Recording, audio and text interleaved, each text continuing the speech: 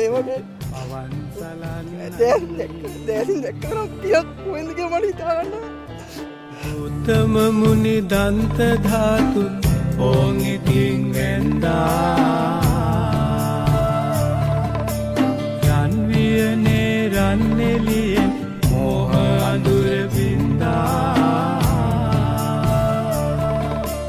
සිංකට ගල පුරවරේට නෑ මේ තුන් සිංහලේට සිත් කවියක් වී ඇහෙන්න සාදුනාද දුන්නා.